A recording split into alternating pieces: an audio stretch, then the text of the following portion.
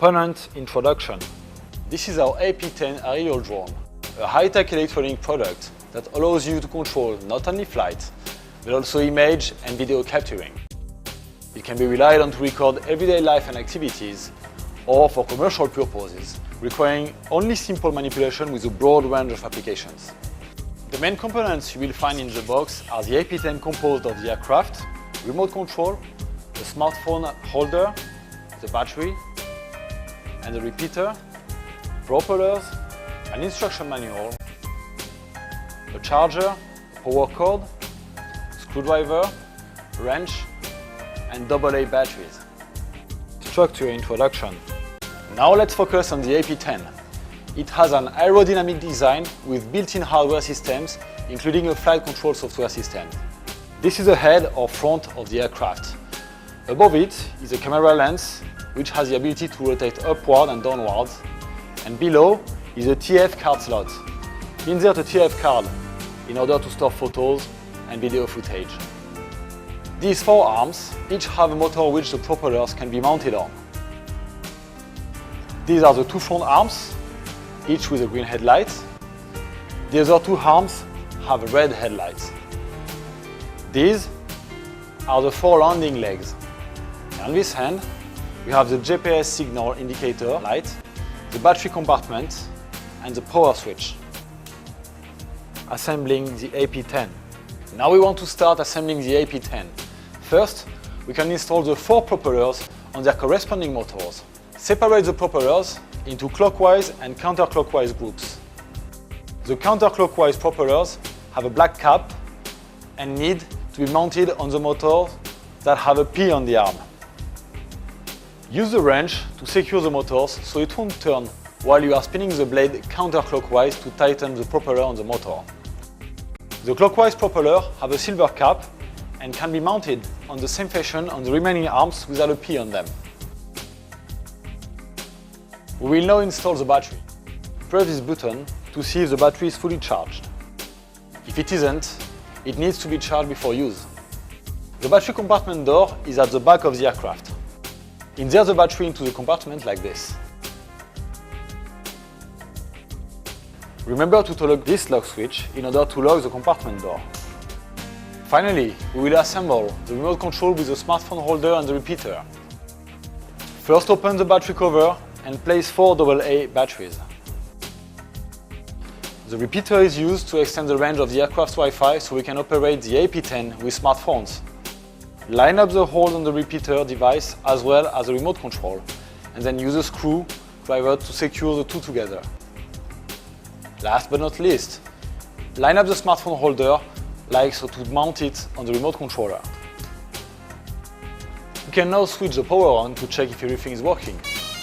The full headlights on the arms should light up, and after 5 to 10 seconds, the tail light should turn off. The installation of the AP10 has now been completed. The remote control. AP10's remote control is a command center, allowing the aircraft to take off, determining the altitude and the flight direction, controlling the rotation of the integrated camera lens, and when to capture video footage and take photographs. The remote control is composed of the remote itself, the repeater, and the smartphone holder. Or you can just place the smartphone in the stand. Let's take a closer look at the control on the remote. The top four dial switches from the left to right are slide switch 1, slide switch 2, slide switch 3, which controls the upward and downward movements of the onboard camera, and slide switch 4, which allows for the AP10 to either fly automatically or manually. The left joystick controls throttle and the left and right course of the aircraft. The right joystick controls the pitch and roll. These are three indicator lights. The red light is a power indicator light. The green light indicates photographing, and this blue light indicates when video is being captured. These three buttons are start recording, the shutter, and stop recording. This is the power switch, and this is a lanyard hole. Joystick calibration. Before leaving the factory, the joysticks are pre-calibrated. However, if you notice that the joysticks are not operating properly, or if you encounter the following situations, you will have to recalibrate the joysticks. The first situation will be when the motor cannot start in the manual flight mode. The second will be when the propellers are not yet installed on the aircraft and the throttle function doesn't respond when the power is turned on and the joysticks are maneuvered. If you need to recalibrate your remote control, you begin maneuvering the S2 slide switch to the ADG position, and by turning on the remote control, then move the right and left joysticks in a full-scale clockwise fashion twice. Now, just move the ST slide switch to the OK position. Here the calibration is complete. Compass calibration. Each time you go to a new location and use your AP10, you need to calibrate the compass. Make sure to remove the propeller blades first in order to prevent any accidents. First, move the S1 switch to the off position, S2 slide switch to the OK position, S3 slide switch to stop, and S4 switch to the MC position. We can continue by turning on the remote control and the aircraft. Wait for the beeping sounds to stop. Then move both joysticks diagonal position toward their inner upper diagonal position at the same time and wait for the green headlights on the front two legs to start blinking. Then you can release the joysticks. Now pick up the aircraft and rotate it in the horizontal position slowly. Do the same with the aircraft in a vertical position, with the head of the aircraft starting upward. Now you can face the aircraft, head left or right, continue circling in either direction until the green headlights turns off. When it has finished calibrating, you can lay the aircraft flat on the ground. The green headlights will then turn on again. Take off. The AP10 aircraft has two different flight modes and many useful functions. You can use the S4 slide switch on the remote to determine which flying mode the aircraft will operate in. If the switch is moved upward, then the aircraft will fly automatically with GPS. The middle position is MC mode flight, for when the GPS signal is insufficient. GPS flight mode. For beginners, we suggest that they choose an open area without many obstacles, since the GPS signal will be stronger and they will be able to use the automatic hovering function and return to home function if they need to. Make sure that the remote control slide switches are in the right position. S1 should be at off, S2 should be at OK, S3 at stop, and S4 shifted upwards to AC. Now we can turn on the remote control and AP10. The tail lights will light up. The aircraft will then go through an automatic self-checkup and the tail light will start flashing.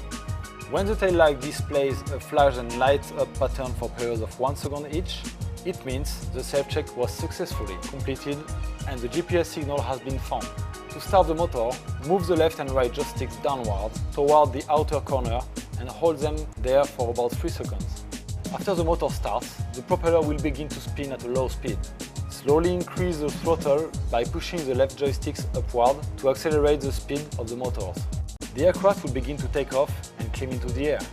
When you are satisfied with the height of the aircraft, you can release the throttle and the aircraft will automatically hover at that altitude. Use the right joystick to determine the direction of the AP10. If you release the right joystick, the AP10 will just hover in its current position. If the aircraft flies beyond your line of sight and you can no longer tell the head from the tail, simply turn off the remote control for the automatic return to home function to activate. The AP10 will return and land back to its original starting point. MC flight mode. In many cases, the GPS signal can be inadequate or there can be interference. When this happens, you can no longer operate the aircraft in AC mode, but you can operate the aircraft in MC mode. Move the left and right joystick downwards toward the outward corners to start the motors and take off. In MC mode, the aircraft cannot automatically hover. Its altitude must be manually maintained by the pilot. When flying in manual mode, if the aircraft once again receives the GPS signal, it will automatically switch back to GPS mode and will pinpoint its current position. If you then use the return to home function, the aircraft will be able to automatically fly back to the point where it found the GPS signal again. Flight attitude. Now I'm going to demonstrate how to control the flight attitude. The left joystick controls the throttle and direction of the AP10. Thus, up and down elevates and descends. Left and right changes the direction it points. In order for the AP10 to take off, you need to push the left joystick beyond halfway. Once off the ground, push the left joystick up and down to control the height of the AP10. If left in the middle, the AP10 hangs still in the air. By pushing the left joystick left and right, it rotates the AP10 anti-clockwise and clockwise respectively. The speed in which it turns is determined by how hard you use the joystick. The right joystick controls the movement of the AP10. Pushing up, the AP10 flies forward, down, backwards. Left, flies left, and so on. Once again, the speed of the movement is determined by how hard you push the joystick. When both the left and right joystick are left in the middle, the AP10 hangs still in midair. Now you can take some exquisite videos and photos.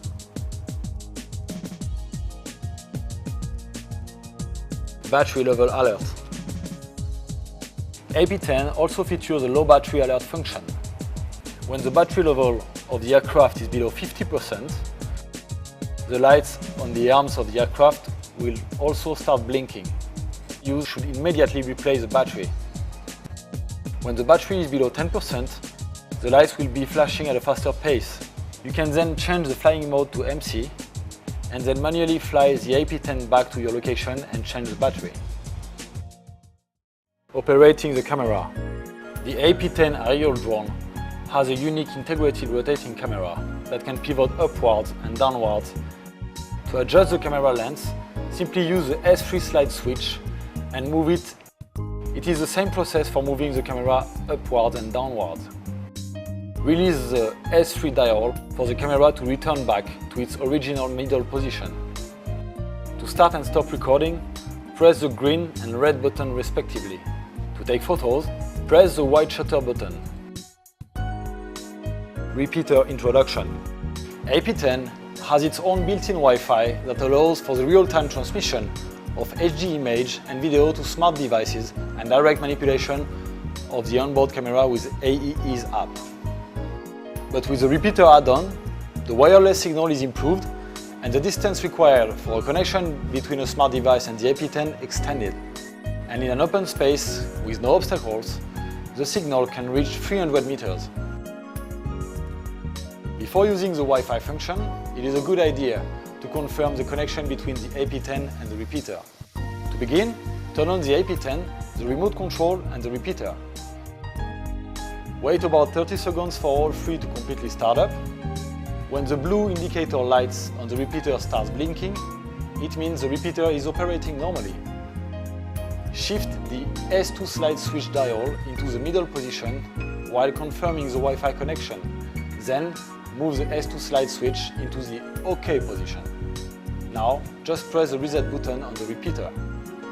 The blue light indicator should light up, which indicates that the two are now connected. Now we can connect to this Wi-Fi signal on our smartphone. Connect to the DW12 network, enter the password, and after the Wi-Fi has been connected, you can go back to the home page on your smartphone. Find and open the AEE app, click on it, and with the Wi-Fi connection you can control the AP10 from the ground with your smartphone. App interface introduction.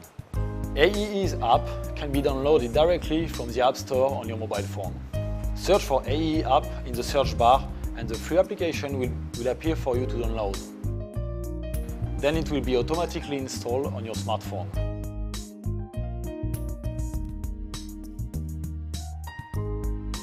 With the app, you can preview the number of files, Wi-Fi status, battery status, remaining recording time, and the number of pictures that can still be taken, and the time elapsed when taking a video.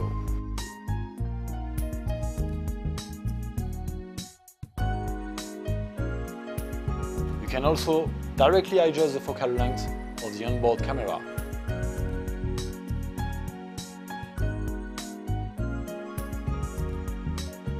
Start or stop shooting video, take a picture, play back, use the photo burst function and so on. In the setting menu in the app, you can set the display parameters, language, video, resolution, etc.